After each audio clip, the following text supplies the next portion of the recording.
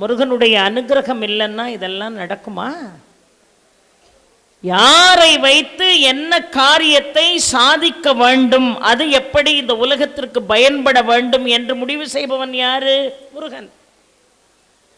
ஆக வென்றிமலை கவிராயரை வைத்து அழகாக ஸ்தலபுராணத்தை எழுதினான் என்று பார்க்கிறோம்.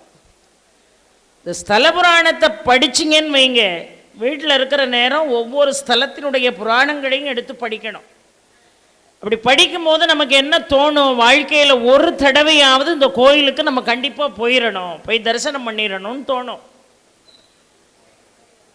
சும்மா கேளிக்கையாக கோயிலில் என்ன செய்யக்கூடாது? வழிபாடு செய்யக்கூடாது. முருகனை நம்முடைய மனதிலே இருத்தி, ஆள் மனதிலே இருத்தி அவனை வழிபாடு செய்யணும். இன்னொன்று, இந்த திருச்செந்தூருக்கு நீங்கள் புறப்பட்டு வருகின்ற பொழுதே முதல்ல வீட்டை விட்டு கிளம்பும் போதே நீங்கள் மனதார நினைக்க வேண்டியது குலதெய்வத்தை.